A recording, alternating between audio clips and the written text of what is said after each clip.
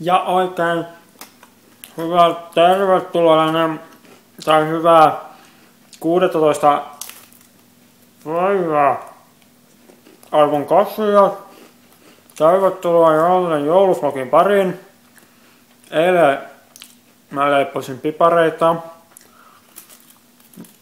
Niistä tuli hyviä. Tänään me avataan joulukanteri, mutta mulla on kädet täynnä. Noin, tän takia mä en syö niitä suklaita luukuissa.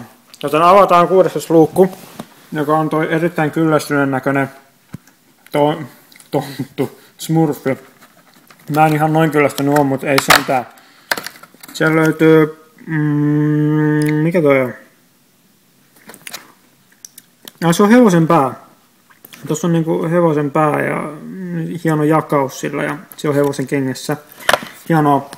Mutta tosiaan tänään, tärähti vähän. Tänään me olimme itse asiassa koulun kanssa tai fysiikan ryhmän kanssa oltiin Åbo Akademin fysiikan laitoksella vierailemassa. Ja se oli hieno paikka. Se oli hieno, kun siellä oli tai se näytti niitä kokeita, tai se näytti semmosia kokeita se tyyppi. Niin siellä oli hienoa, niin että kun kaikkihan nyt tietää sen, että menee tuoliin istumaan ja pistää sen pyörimään, sitten vie kädet näin, niin sitten se pyörii nopeampaa. Ja sitten kun ne vie takas ulos, niin sitten se hidastuu se vauhti. Mutta semmoista, mitä mä en tiedä, niin että kun ottaa, niin kun pistää joku vaikka pyörän renkaan pyörimään, pistää sen niin kuin päänsä päälle, niin sitten se alkaa laittaa sut pyörimään kanssa. Että sä pistät sen pään päälle, niin sitten sä olet itse pyörimään siinä tuolissa. Tai niin kuin tuolla oli sellainen kitkaton ihmeen levy, mihin mentiin seisomaan. Tuoleissa saattaa olla kitkaa vähän sen verran, että se ei toimi, mutta se oli aika jännää. Sitten siellä oli kans kaikki hienoa, että oli niin kuin vaikka käämi, mihin oli pistetty rautasydän. Ja sitten siihen kytkettiin verkkovirta päälle, niin sitten siihen siis rautasydämeen vissinkin syntyi niinku sit pyörevirta, jotka saa semmoisen metallirenkaan, se saa siitä niinku sinkoamaan ilmaan. Ja sitten kun se metallirengas vielä pistettiin niinku tohon noin nestemäiseen typpeen, että sitten tuli tosi kylmä ja sitten pistettiin siihen, niin sitten se niinku sinkoutui tonne noin ihan kattoon asti, että se oli tosi hienoa, että se sai siitä enemmän vauhtia sitten. Ja sitten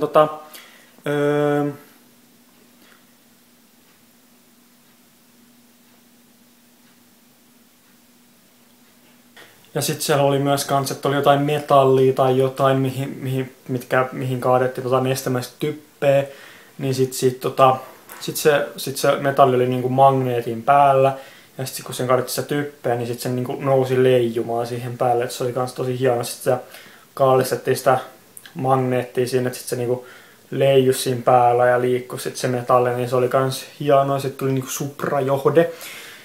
Sitten niin sitten se tarkoitus itse asiassa, miksi me mentiin sen, niin oli toi syklotroni, eli niinku hiukkaskiihdytin, missä oli paljon säteilyä ja nyt mäkin mutatoidun ja mulla kasvaa tästä käsi, missä on jalka. Sellainen mulle kasvaa. Ja ei tässä päivässä itse asiassa oikein mitään muuta. Tänään itse asiassa, tai eilen itse asiassa aloitin taas uuden pelin, sitä mä en ole vielä läpitaunnut, en puhu siitä. Se ei ole kanssa kovin joulunen peli, että en puhu siitä sen enempää, vaan se oli Metal Gear Rising Revengeance PlayStation Plusalle ilmaiseksi. Oliko se tässä vai viime kuusi ilmanen? Se taisi olla viime kuusi ilmanen, että se ei ole enää ilmanen, paitsi ei sitä tietenkään ladannut silloin. Mutta siis mä nyt sanon sen, että se on yllättävän hyvä ja tyydyttävä, vaikka se onkin tosi väkivaltainen. Ja sitten mä varoitan jo valmiiksi, että huomenna ilmestyy The Walking Dead-pelin toisen kauden ensimmäinen episodi Steamiin. Niin varoitan jo valmiiksi, että tulen siitä puhumaan jollen joulukalenterissa, että ne, ketkä ajattelevat, että se ei ole tarpeeksi jouluinen, niin voivat sitten huoletta skipata sen jakson, tai voi katsoa, että niinku, kun mä oon vaan joulukalenteri, että noikin, että semmoista, että mä en ala sitä keskustelua käymään uudestaan sitten, että teitä on varoitettu. Mutta se ei tule olemaan huomenna, vaikka se ilmestyy huomenna, kun Steam vissiin päivittyy illalla 8 aikaa, niin se vissiin silloin tulee pelattavaksi. Mä oon tosiaan ennakkotilannut sen, koska eka season oli tosi hyvä. Ja mä veikkaan, että mä tuun puhumaan siitä joskus viikonloppuna, sit kun mä oon sen ekan episodin vetänyt läpi. Että sellaista. Mä kyllä varoitan siinä jaksossa sitten, että voitte sulkea sen. Mutta ei tässä oikein mitään muuta sitten, että viimeinen viikko on käynnistynyt. Tänään, vaikka mä olin eilen tosi väsynyt, niin tänään mä oon itse asiassa aika piirtein, koska mä menin 9 nukkumaan, koska mä ajattelin, että se on ollut jo niin kuin normaali heräämisilläkin niin kuin normaalistikin ollut vaikeaa jo maanantaina, niin sitten mä ajattelin, että tänään mä menen aikaisin nukkumaan, ettei se ole maanantai ihan tuskaa. Ja se ei ollut ihan tuskaa, vaan kannatti mennä ajoissa nukkumaan. Mutta, niin jos sitten huomenna, voisi itse asiassa pitkästä aikaa lukea teidän kommentteja.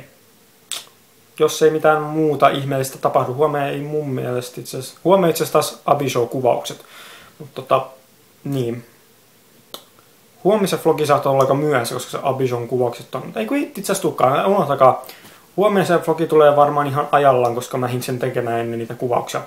Mutta huomenna ehkä katsotaan teidän kommentteja, ellei elämässäni tapahdu sitten mitään muuta ihmeellistä. Joten tulkaa mukaan huomenna ja nähdään silloin, ja se on hei hei!